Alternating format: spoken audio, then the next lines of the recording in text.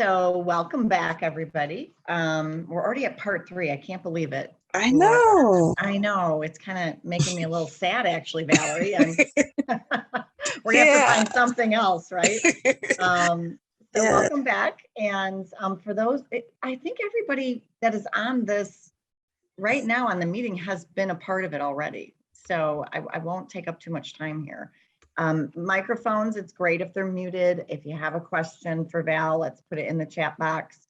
Of course, everybody network, introduce yourself, use the chat box for that. We will put up important links as they're referenced. And then Ben, as you probably see, Ben is on the call with us today. He's our tech help. So if something comes up, please email Ben at corpevent.com. Val, I just will take a minute before I put you on to talk about communities. So if you haven't had the opportunity yet to go to our website, which is at the bottom of the slide, and then you can go on our LinkedIn and Facebook page and you can actually join our community right there online. We're really here to connect people who are supporting the nonprofit world in all different types of capacities. So, and this is a part of what we do, these educational opportunities. As well as if you have events or you have things you want to talk about or you have an opening at your organization, please post them there. You just never know. You might get a few attendees and you may also find people applying for jobs. And then without further ado, Val, I'm just going to hand it right over to you since everybody already knows who you are. And thank you, everybody. All righty. Awesome. And thank you. Thanks everybody for coming out, and I thank Community for inviting me. I am having a wonderful time. I'll probably be having a little postpartum separation after our next event. I really do enjoy the time that I spend here with you guys. All righty, so as you know, we are focusing on the 21 Irrefutable Laws of Leadership by John Maxwell. We have focused on the first 14 laws, and we're in home stretch today. We're going to focus on the last 7. And then, as we've been doing before, we're going to break out into groups and have you discuss your focus question. And then next week, we will have, I guess, a more practical exercise for you that you can take with you. We will have sent you 2 leadership assessments. One will be based on the Maxwell tool. The other one will be a tool to help you understand your leadership style and the type of environment in which you thrive. And you should complete these tools. And next week, we'll show, week after next, we'll show you how to develop your leadership plan. And you'll also have a workbook where you can jot notes to develop your plan. So it's like just look at it as an individual strategic plan for you to help meet your goals. And you can do it within the context of work, within the context of family, within the context of your faith group, or whatever group you feel like you want to be more impactful in. All right. So again, we want to thank Community for this opportunity to present. I think you know enough about nonprofit Utopia, you know enough about me. And we'll just go into the law of victory, which says that leaders find a way for the team to win. So it's not about individual accomplishments, which are wonderful, but you really want to make sure that your focus is on the team, right? Sometimes as leaders, especially those of us who might be a little bit introverted or more action-oriented, the tendency and temptation is to, try to do as much as we can ourselves and then inform people. And that just drives your team nuts, right? So we need to always focus on ways that the team can make a contribution because everyone likes to feel like they're a part of the win. And then also we need to be mindful that there are going to be challenges whenever we try to reach our goals. And, what differentiates the good leaders, the strong leaders from mediocre leaders is the fact that strong leaders find a way to win, right? And some of your strongest leaders, they probably don't even create a plan B, right? There's plan A and they keep doing it until they succeed. Some people are comfortable with that, others are not. A lot of strong leaders also put in contingency plans in the event that plan A doesn't work. But, again, some people create situations where they don't have retreat, right? It's all or nothing. And then when we look at Winston Churchill, he exemplified the law of victory. He said, you ask, what is our aim? I can answer in one word. It is victory, victory at all costs, victory in spite of all terror, victory however long and hard the road may be, for without victory, there is no survival. And as you may recall, Winston Churchill was the Prime Minister of England at a time when Hitler attacked England, and he led England to victory through World War II. All right. And in order for us to be victorious, we need to have a strong why, and people need to be unified around that why we're doing what it is we're trying to accomplish. And everybody has seen situations where people might have hidden agendas that might, actually tank our plans. And it's just human nature, I believe, to have your own agenda, but we need to be to a point where our agenda takes back seat to what's best for the organization, what's best for the group within which we're working, because we don't want to have conflicts of interest. We don't want to have conflicts among us. Right. So it's always best to have buy-in and make sure that you're focusing for the best, for the good of the organization and the good of the team. All right. And you're also going to need a diversity of skills.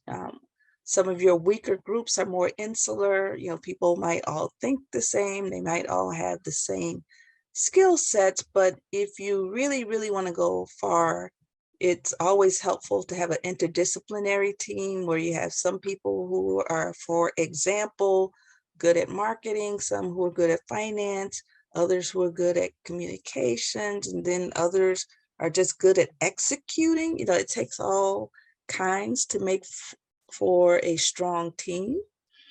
And then you need a leader who can pull all of those people, all of those resources, all of those various personalities, people who by nature have, they're self-interested and have different agendas. Everybody wants to get something out of whatever it is they're doing. So someone who can balance all of that and make sure that people are really, really, their actions support the work of the team. All right. So in summary, the three components of victory are unity of vision, diversity of skills, and a leader dedicated to victory and raising players to their potential. So when it comes to unity, a team doesn't win the championship if its players have different agendas. And I think we have seen that in some of our professional teams over the years. And then, another sports analogy is you need great athletes to win. Lou Holtz was saying, I don't care who the coach is, you can't win without good athletes, but you can lose with them. And this is where coaching makes a difference. All righty. So another example of strong leadership is with Southwest Airlines between 1971 and 1997. In 1971, the size of their fleet was 4. They had 195 employees. The number of customers they carried was about 108,000 cumulatively. They served, that should be city served. I was typing so fast and didn't type out the full word, but it's city served. They went from 3 cities to 51. Number of trips went from 6,000 to 786,000 and some change, up to 1997. And then value in terms of the stockholders' equity, the value of the firm increased from 3.3 million to 2 billion, and their total assets increased from 22 million to 4.2 billion. So there is no limit to what you can do when you have a strong vision, diverse skills, and people unified to actually meet the goals and the vision. All right, so the next law, law number 16, is the law of the big Mo, or momentum, which says momentum is a leader's best friend, right? So momentum, when we talk about momentum, it's when we get to the point where we have a series of wins, we kind of build on one success after another. And when we get to that point where it feels like the wind is, beneath our wings or pushing our sails, we can actually go further and faster.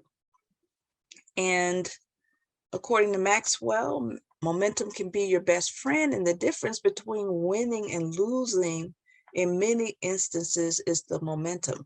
And when we talk about the wins don't necessarily have to be the home runs. They could be that incremental change that keep you going. Remember the law of victory. We need to focus on our successes.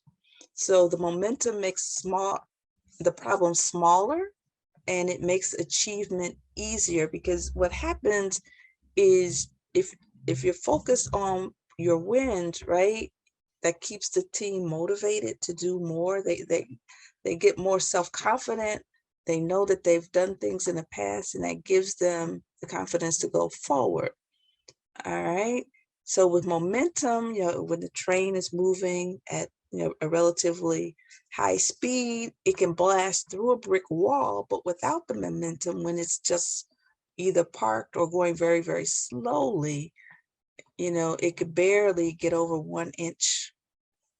a 1-inch rock, right? And the key to momentum is that it allows you to use less energy to solve problems. So the manager can work on problems, but a good leader always works on momentum so that the managers can solve the problems more easily.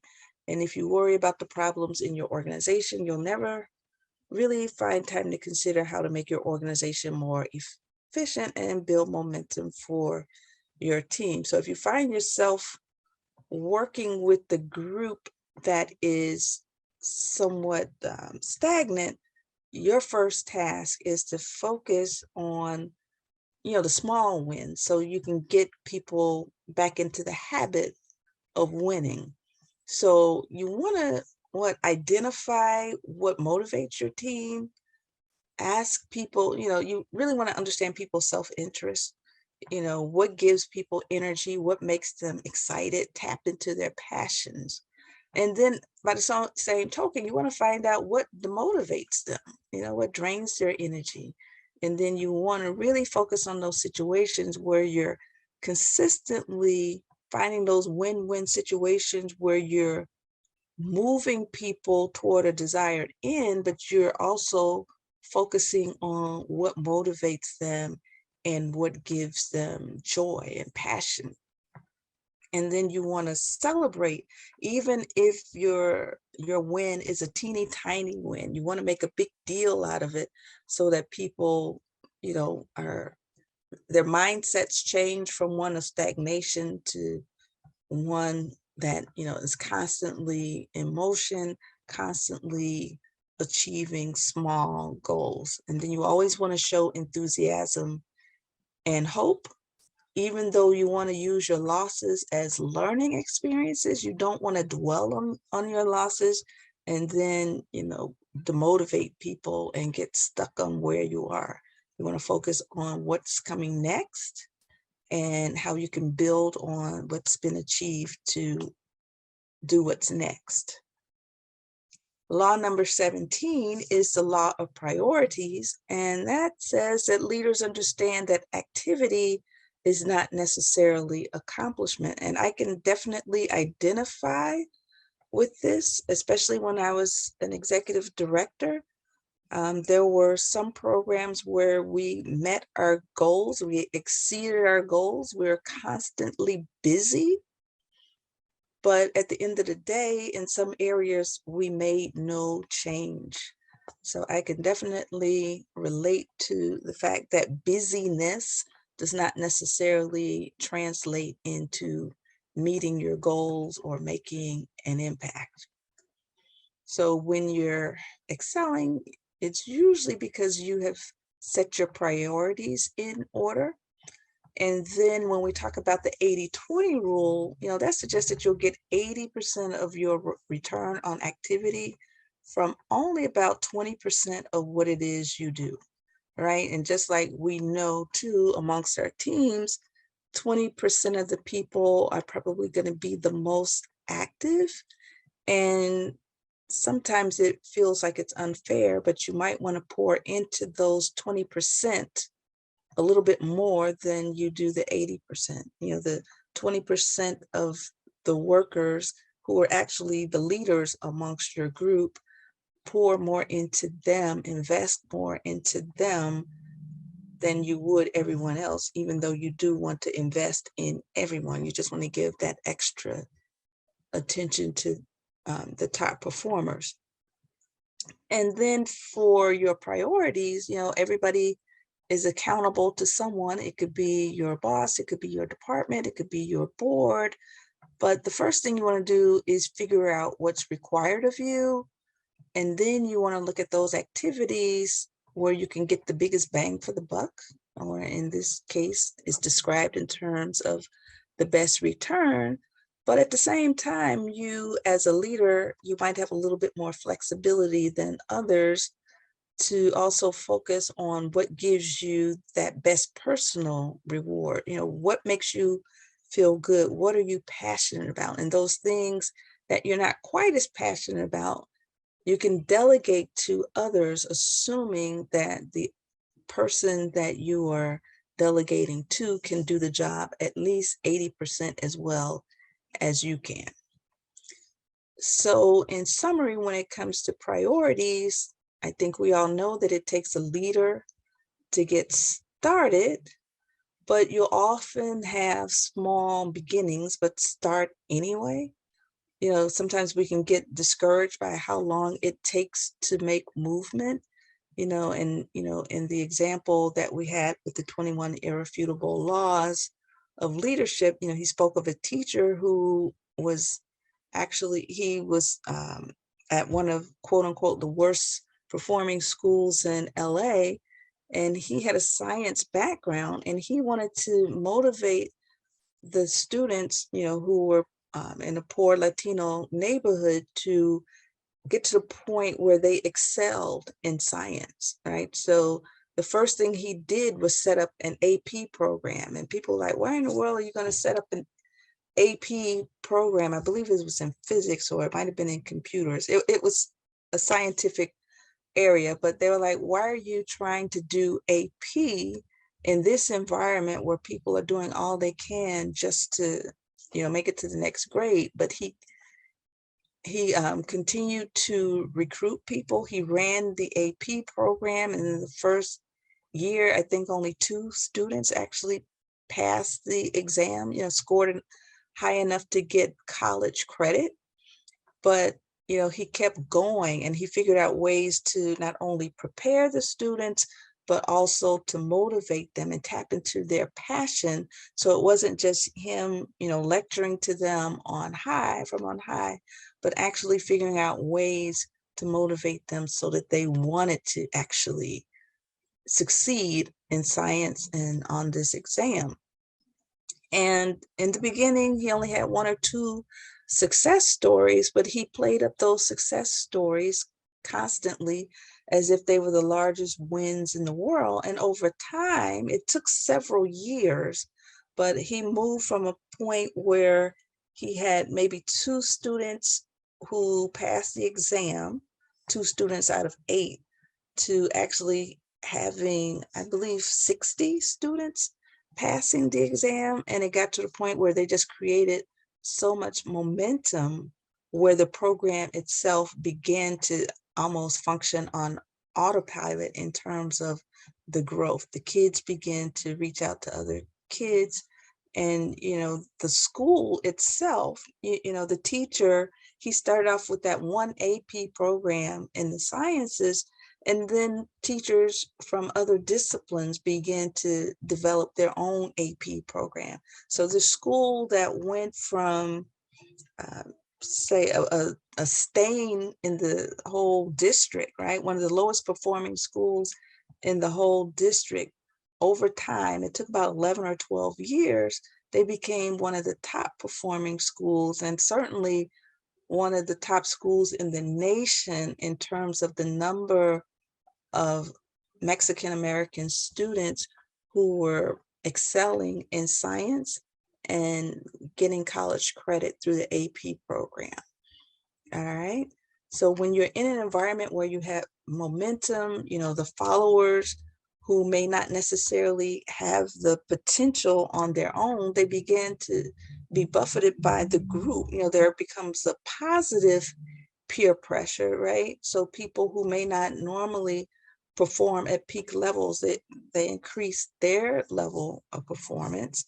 And then once you get that momentum going, it's easier to channel it rather than to start it. So again, he had a very, very slow start, but over time, he really built that program, and he inspired other teachers to do the same in their disciplines. So the 3 R's of priority are: 1, what's required. So your first priority is to make sure that you're doing the job that you were hired to do, doing the job that you were tapped to do as a volunteer, doing the job that you said that you would do, right? So you want to make sure that you're doing, what you're supposed to do. And if it's something that you don't necessarily enjoy doing, it doesn't necessarily give you, doesn't tap into your passion, you might consider delegating it to someone, but only delegate it to people who can do it at least 80% as well as you can, right? And then the next R is return. So you want to spend most of your time working in your strength. So that means about 80% of your time, you want to be focusing on areas that you are really, really good in. And then you can delegate other tasks that you may not enjoy or you may not be as good in to other people. But again, make sure that whoever you delegate it to can do it at least 80% as well as you can. And then finally, the third R is reward. What task are you passionate about? And here is an example from John Maxwell's priorities. He reached the point in his career where he found himself trying to do too much. And, it took him away from his family. It took him from the things that he really enjoyed. So he recreated his job, so to speak, where he's focusing on things that he enjoys, but also gives him time to spend with his family and other things that he enjoys. So things he enjoys on the job is what these lists are. So he spends surprisingly only 19% of his time in leadership and 38% of his time in communicating. So he feels his greatest strength is communicating. So he spends the bulk of his time there. He spends another 31% of his time creating and about 12% of his time networking. So as you think about your own situations, you might, create your own list and look at how much time you spend doing what types of tasks, and think about what kinds of things you want to get off your plate, delegate to others, so that you can spend more time doing some of the things that give you joy and passion, but move the organizations forward. And then law number 18 is the law of sacrifice. A leader has to give up in order to go up. And, John Maxwell didn't talk about this in his book, but every time I think about the law of sacrifice, I think about Michael Jordan in his early years. He really wanted to win a championship so bad with the Bulls that he gave up a portion of the money that the Bulls could have been paying him for his salary to spend on others so that he could attract the best talent. And I think the rest is history, once you look at what was demonstrated afterwards, right? So the law of sacrifice, again, you have to give up to go up. And then Ralph Waldo Emerson said, for everything you gain, you lose something else, all right? So as you take the organization to new heights, you might earn more, but again, all of that success comes at a cost, right? And some people are not willing to, pay the piper in order to get the results that you need, all right? So it's not enough for us to just tell our stories. We need to pour into people. We need to invest in people, not just listen to their problems, but, literally help them figure out ways to grow themselves, better ways of doing things. And, in that point, we get a better return on our investment of people for the organization. Law number 19 is the law of timing, which says that when to lead is just as important as what to do and where to go. All right, so basically, you need to have good timing, understanding what needs to be done, when, who should do it, and then knowing too when to fall back, right? And when we look at this chart from the book, when we look at timing, right, he's got 4 squares. On the vertical axis is the timing, and then the horizontal axis is action. So when we have the wrong action and it's the wrong time, we have a complete disaster. And the example he shared in the book is, when Jimmy Carter wanted to go in and rescue people from Iran, the strategy was wrong, the timing was wrong, the implementation was wrong, and that was complete disaster. It ruined Jimmy Carter's chances for being reelected.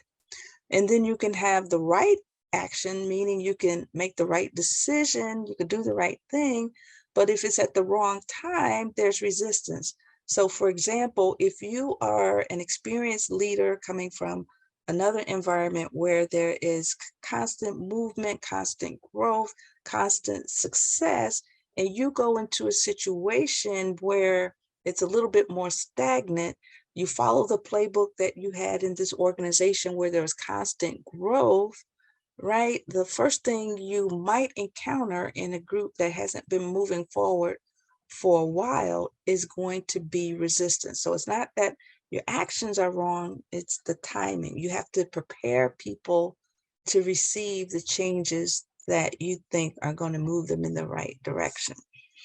And then there are cases where you have the wrong action and it's the right time. So in those cases, you might, the timing might be right, to do something, but your strategy is all wrong. The strategy could be wrong, because it might be the core values of the group might not necessarily mesh with your strategy. It might be the way you do things might not necessarily match up with the capacity of the group. So in those cases, everybody agrees we have to do something, but your action may be wrong if there's a mismatch between the action and the capacity of the people and the core values of the people. And you ideally want to be in a point where you're doing the right thing at the right time, right? So you have prepared your people for change, they have the skills, and then an opportunity comes up and you're able to, to take advantage and be successful. All right, law number 20 is the law of explosive growth, which says to add growth, you want to lead followers. In order to multiply or have exponential growth, you're going to attract leaders and lead them. All right, so there are a couple differences between developing a leader and a follower. A leader has, the ability to see a little bit further than a rank and file employee or member of an organization. So not only will they be able to accept direction, but they also have a vision and can make sure that people buy into that vision, versus a leader might be more or less a manager, where they're just making sure that they maintain the status quo and that they're implementing the plans as directed, right? So when you develop a leader, you should focus on developing their strengths more than improving their weaknesses.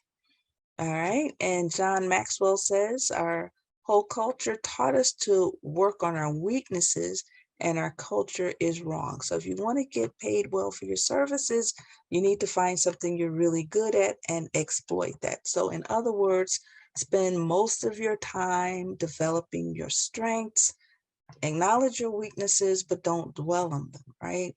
And then when you develop great leaders, you want to do the same thing for them. And again, they're able to cultivate other leaders as well. So an example in the book is Papa John's growth, Papa John's restaurant. When John Schnatter started, he focused primarily on himself, developing his own leadership. And then as he could, he would develop others, one at a time. But when he started to develop leaders and recruit other leaders, he noticed that there was explosive growth. So you'll see that between 1984 and 1992, growth was pretty flat. 1992, he started a different strategy where he was actually recruiting other leaders who in turn he could develop, and they developed their people underneath. And by the time he looked at this in 1998, he had over 1,600 restaurants. It started out with one in 84. All right, so here is a really good example of developing followers versus developing leaders. So when we tend to develop one follower at a time, we're focusing on our own limitations, right? We don't have enough time to spend with a bunch of people, or we might think, oh, it's better to get this work done, and I'll just work on this one person. And, and once I develop that person, then I can bring on the next person. And organizations that do that tend to grow more slowly. And Trish can, relate to a conversation we had before we started. There's an opportunity I decided not to take advantage of because I personally don't have the bandwidth, right? So I need to get to a point where, I'm increasing the bandwidth in my organization. The best way to do that is to recruit other leaders. So in the second example, the leader doesn't recruit a follower, he recruits a leader. And then that leader recruits another leader, he recruits two other leaders who in turn each have followers underneath them. And that scenario lends itself to growing in multiples versus a linear growth.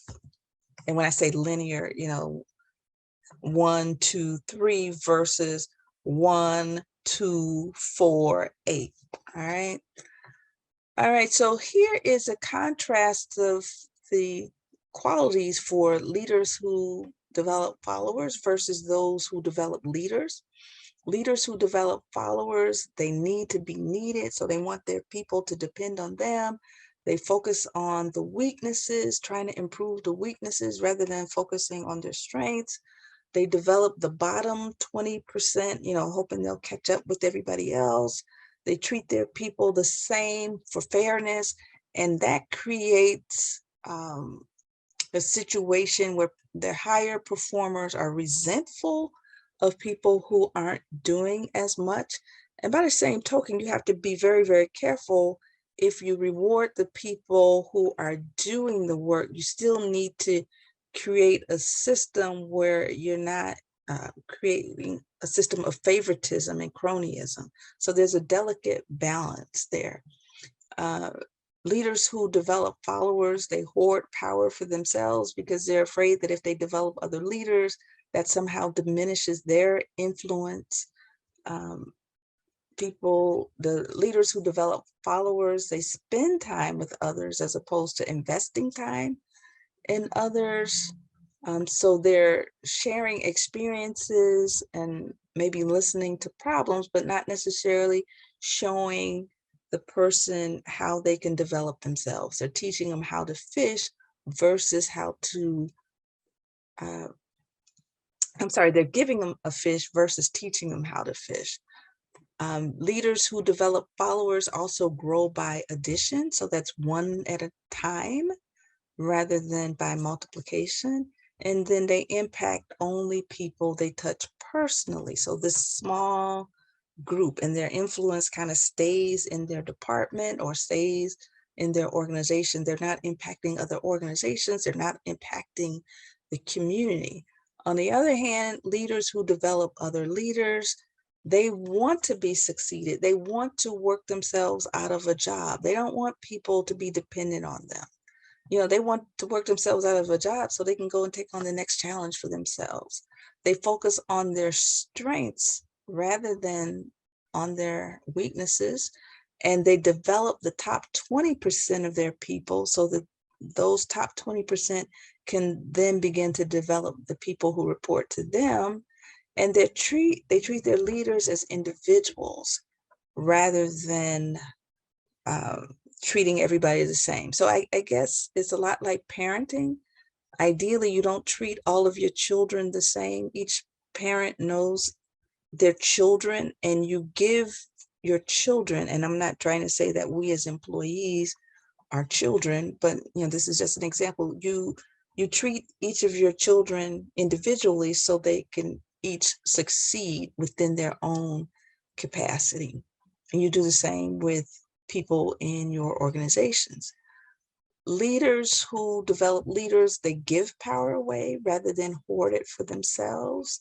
They invest their time in others. Again, they're not just having meetings to go over what happened or, focusing on just how that person spent his time, but they're looking at ways to grow that person, teaching them how to fish rather than giving them fish.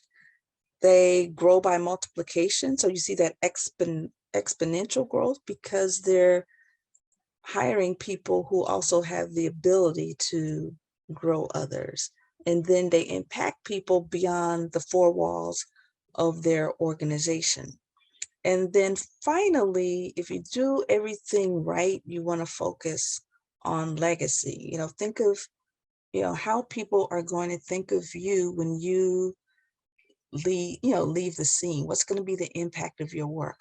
So your lasting value is measured by succession. So not necessarily by the work you're doing while you're there, but what are you doing to develop other people and transitioning into the next chapter without you, right? So you want to be able to develop people who can function without you, and ideally you want to be able to develop them so that they can do more for the organization than you could do. Again, so you want to take it to the next level. So again, the parental example, we always want our kids to do better than we did. So as leaders of organizations, the people that we groom, we want them to do better than we're doing so that they could take the organization to the next level. All right. And our biggest joy should be to help others get to the top rather than stay on the top and be a ceiling, like the Ford family did with their business. And then after you develop your successors, you have to have the wisdom to know when to walk away. There's nothing sadder than seeing people in leadership positions long after their prime and watch them not able to match their success that they had when they were younger or when they were in an earlier phase with the organization. So when you leave a legacy of succession, you lead. So that means you're leading the organization for the long view, right? So that means you're engaging in strategic leadership, so looking to navigate the organization through changes in the environment, and you're anticipating changes in the environment. You're looking out for the best interests of the organization and not just a name for yourself. And you're training your successor long before you leave, because we don't know if we're going to leave on our own terms, on the terms of our bosses, or through illness or even death. So even if we have no plans to leave, we need to be training our successors. And then you want to create a culture of leadership. That is, you're investing in people, in their growth. You are recruiting people with leadership ability, right? And organizations that do this, they typically are in a much better position to promote from within than other organizations who consistently have to go to the outside if they want to bring in new talent to take them to the next level. And then you need to be able to pay the price for success. What sacrifices are you willing to make today in order to have exponential growth in the future? And then when you're leaving your legacy, people who are focused on legacy tend to value the team leadership more than individual leadership. And they're going to also develop a deep bench. So they're not depending on any one person after they leave. They have a deep bench, interdisciplinary bench. And then you have to know when to walk away. And that's hard. Walking away with integrity and leaving graciously. All right. So are there any questions before we break out into our groups? And I did see arrows where there were some comments. Oh, okay. I see comments. So if unity of vision is number one, is that why it's smart to start with the strategic plan? That is exactly right. Yeah, because your strategic plan, Tricia, I think what you're getting at is the strategic plan is going to help you operationalize that vision. And really the strategic plan can also be a great way to build unity, right? Because you have to engage the stakeholders, people have to come to agreement as to where the organization is going next. So that means engaging your board, engaging people who use your services, engage people who work there, and make sure all of those stakeholders are on, they all buy into the vision. All right. And thank you, Kim. All right, so are there any questions before we go forth? All right. I think we're going to break out into 2 rooms. Mm-hmm. So Ben will go ahead and do that. Is everybody ready to go to the breakout? Okay. All right, Ben. Okay, everybody's coming back. And I'm Wonderful. sorry to say I've got to hop off, but I've got a 1 o'clock meeting that I've got to join in 1 minute. So Okay. but thank you, Valerie. Thanks, And hopefully we Tricia. can connect later. Yeah, it was good. It was interesting conversation. Oh, awesome. All right. Bye, friends. All right. Hi, Trish. Bye-bye. Okay. All righty. So this looks like everybody's back. Yeah. Okay. Did anyone want to report out, or do you feel we need a hard stop at 1 o'clock? I'm open either way. Everybody's on mute. Elmer, I can't hear you. I think I unmuted during my small breakout group, but not the big group. So now I'm here. I think it was very helpful. I mean, in our group here, we talked a little bit very delicately about a leadership issue in a group that some of us are part of. And and I think we want to continue the dialogue a little bit more. Oh, awesome. About how, different leaders have different skill sets, and some might not be as inclined to view what you're teaching today as being beneficial to their particular style. I think most leaders in a group will believe their leadership style is the proper one, and is the one that's working because they're running the organization. Right. And they may not be willing to listen to other ideas, but every group is different. Every group is different that way. It's hard to. The difficult dynamic is that sometimes then you get to the spot where you decide it's better just to go along to get along. Right. And that's not healthy for, I think, long-term growth in an organization or health of the organization.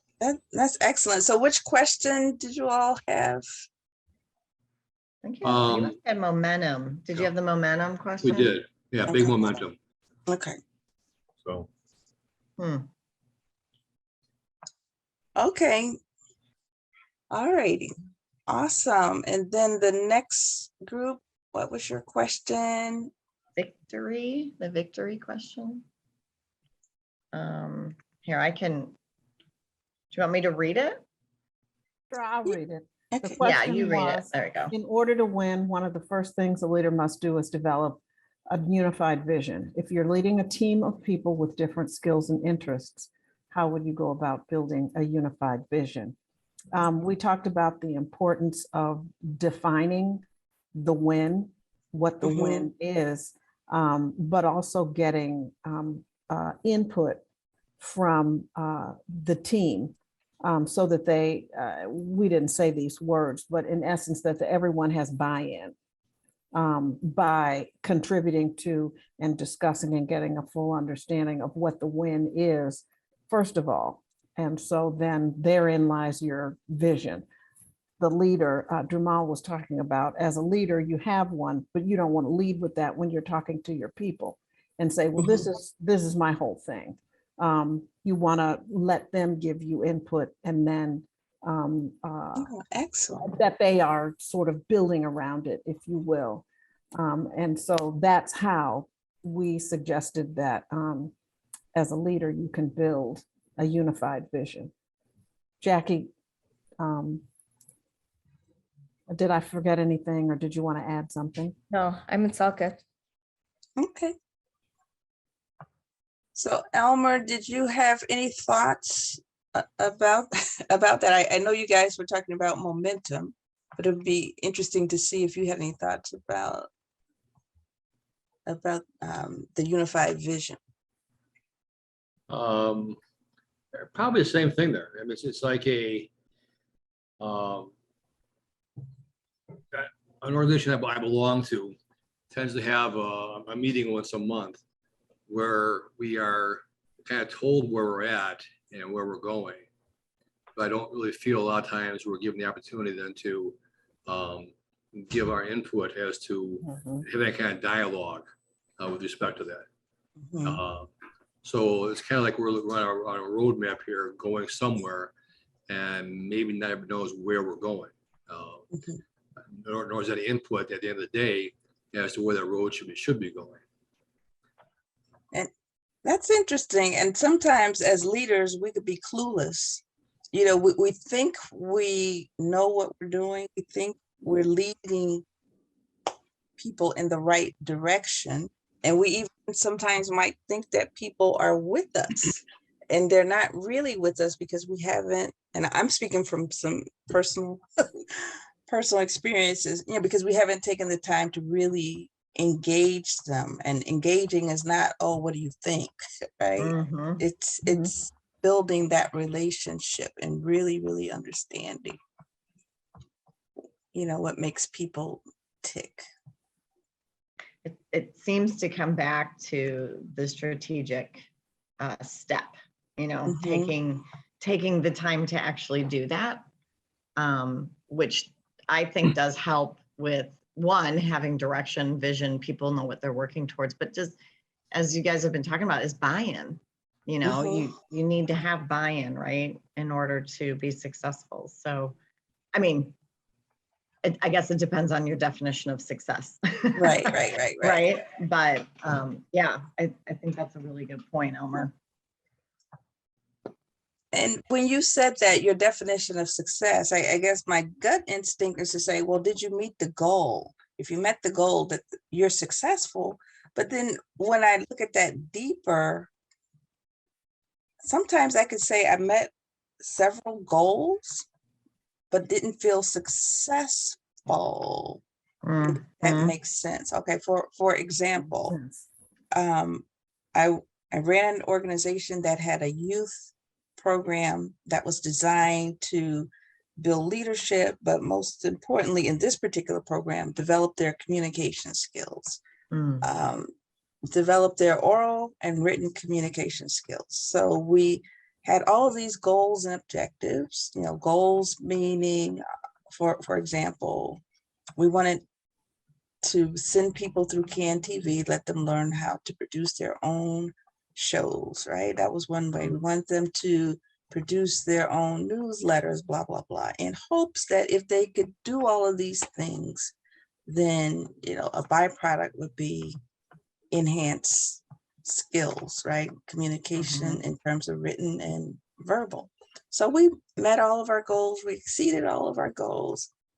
And at the end of the year, I cringed to listen to the kids talk. I cringed to read some of the stuff that they wrote. I felt like such a failure, even though we met our so-called, you know, the little objectives. Mhm. But that was a lesson learned. One, you know, we have to be intentional about how we get there and intentional about making change. If one of the goals is to actually make improvement, it's not just about doing stuff and being busy. You know, busyness is not always a sign of making an impact. So that was depressing. And then another instance I can think of is we met our goals, but then in the process, I think there were times where people felt like I ran roughshod over them.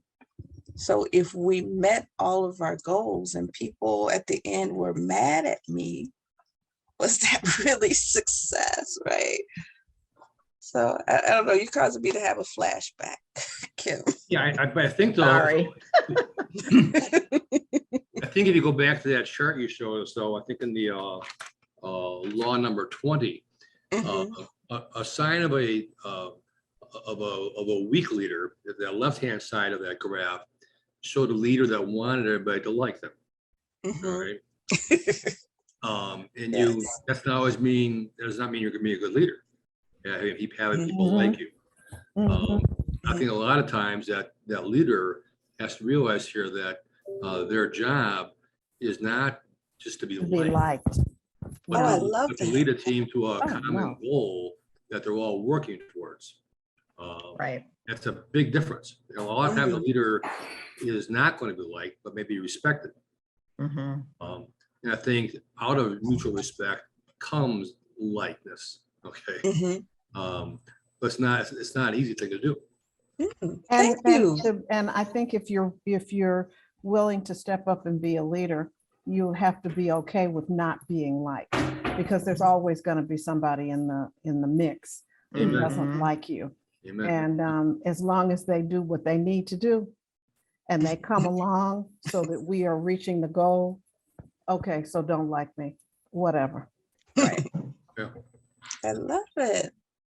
That's kind of like, we also are going to be having an in-person, hopefully, right? I think that's the Mhm. decision, Val. Yeah. An in-person summit. We don't have a title yet, but it is going to be really focused on really the financial aspect of a nonprofit and how to get it so it's viable and you can support it and, you know, keep it sustained over a long period of time. So there's 3 experts that'll be there. We're really excited about it. Valerie is one of them. And then we have an attorney, Mark Lane, and David Schreier, who's also a consultant in the nonprofit arena, who did the first one of these a while back. So I don't know if you remember David. He did one on membership. And I think October 28th is going to be the date. Mhm. That works for everybody. It's a Friday. And I believe we're going to try a morning session. So probably be a few hours long. So anyway, I just want to throw that out there. Let everybody know. Yeah. Okay. All right. All right. Bye, Thanks, everybody. Valerie. Have a great one. I shall. Same to everyone. Bye-bye.